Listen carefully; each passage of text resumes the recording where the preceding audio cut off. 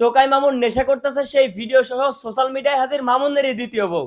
আজ একটা বিরাট ফাটাফাটি হইব। এদিকে আবার টোকাই মামুন বলতেছে এই নেশা নাকি সে তার এই বউয়ের সাথেই করেছে। আমরা দুজন মিলেই মাদক সেবন করছি একসাথে দুজন। এখন মামুনকে আমি বারবার টোকাই বলার কারণ হইতেছে মামুনেরই নিজের বউ তার নিজের নাম্বার তার ফোনে টোকাই লিখে সেভ করে রাখছে। দেখেন আমি তার নাম্বারটা টোকাই দিয়ে সেভ করে রাখছি।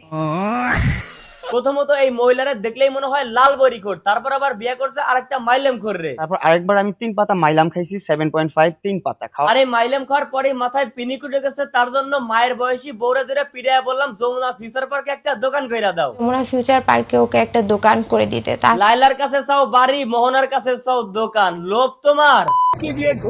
বিশ্বাস করেন আল্লাহর কসম লাগে আমি ওমরা করে আসছি। খালা তোর ওই ওমরাই গিয়ে ড্যান্সটা দেখার পরে আমি মনে মনে কনফার্ম হয়ে গেছিলাম তুই দেশে আসার পর একটা বড় সড়ো মারা খাবি। কি ভাই খাইলি না? কেউ 4 মাস ওর বাসায় বন্দি করে রেখেছে যাতে আমি কোনোভাবেই আপনাদের সামনে আসতে না পারি। লাইলা ওর পেছন দিয়ে মামলা ভরে দেওয়ার পর আমি সহ দেশের অনেক ব্যক্তিবর্গ এর সাপোর্ট নিয়ে ভিডিও বানিয়ে কথা বলেছিল, কিন্তু এখন আমার মনে হইতেছে আমি যদি জীবনে কোনো বড় পাপ করে থাকি এইটাই হচ্ছে সব থেকে বড় পাপ ছিল। মাদক আমরা নেশা করার জন্য করতাম না।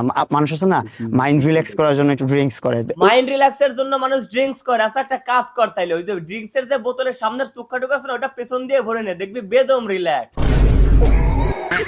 আমি 2টা মারবো, ও একটা মারবে, ও 2টা মারবে, আমি একটা মারবো, এটা স্বাভাবিক। একটু কাই কয় কি আমি আমার বউরে 2টা মারলে আমার বউ নাকি একটা মারবে এটা বলে স্বাভাবিক? বউ গায়ে হাত দেয়া তো দূরে কথা, চোখের দিকে তাকাইলে নগদে তালাক তালাক তালাক। কি বললেন? না বলার বলছি, মামলা ডিসমিস, আসামি খালাস, যা ভাগ।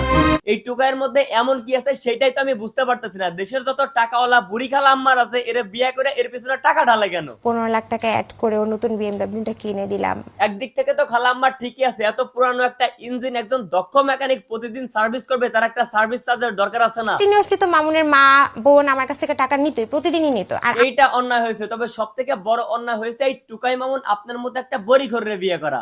আমি জাস্ট এই সম্পর্কটা থেকে রিলিফ নিয়ে মামুনের সাথে কেউ বসতেও লজ্জা পায়। অথচ আপনি বিয়ে করে ডাইরেক্ট শুতে চলে গেলেন।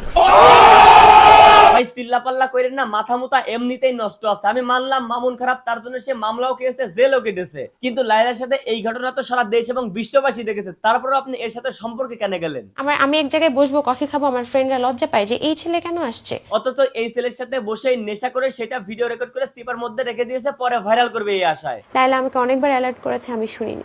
আমি এখন মানুষকে বলতেছি যে ও আসলেই প্রতারক, সে এরকম ফাঁদে ফেলে, এটা তার ব্যবসা। আমি আসলে ভিউ কামাইতেও আসি নাই, কাবিন ব্যবসা করতেও আসি নাই, সেলিব্রিটি হইতেও আসি নাই, কারণ আমার কোনো আইডি নাই। তাইলে আপনি ফলাইতে আসছেন ক্যামেরার সামনে। প্রিন্স মামুন নেশাগ্রস্ত হয়ে তার চেহারা রিহাইল করেছে, সেটা তো আমার ফল্ট না ভাইয়া। আপনার সাথে লাইনে যাবার আগে থেকে এই প্রিন্স মামুনকে দেশবাসী টুকাই বলে থাকে, তাহলে আপনি জানার পরেও কেন এই টুকাইয়ের সাথে সম্পর্কে গেলেন? হজে যাওয়ার আগেই দেখবেন সেম চেহারা, এখনো সেম চেহারা। তো এই টোকাইগুলাই হইতেছে সোশ্যাল মিডিয়ার আসল মালিক, আর আমরা হইতেছে ভাড়াটিয়া। এই টোকাইগুলো এদের মালিকানার জায়গায় বসে বসে সারা বছর পরে নাটক করে যাবার, আমরা দর্শক হিসাবে সেগুলো শুধু দেখেই যাব। এই মহিলার হাত থেকে বাঁচার জন্য মামুন এখন লাইলার কাছে গিয়ে আশ্রয় চাইবে, কারণ লাইলা এখন ইনডাইরেক্টলি মামুনকে কাছে ডাকতেছে। আপনার যদি আমাকে প্রয়োজন হয় আপনি যে কোনো মূল্যে আমাকে খুঁজে বের করবেন। এরপরে মামুন আর লাইলা আবারও এক হয়ে যাবার, এদিকে মোহনা আরেকটা মামলা বসায় দিবে। ব্যাস দেখার জন্য আমাদের বাংলাদেশে জন্ম হয়েছে। সাকিব নামে একটা ছেলের সাথে সে সমকামিতা করে, সেই সমকামিতার আশ্রয় নিয়ে 75 লাখ টাকা।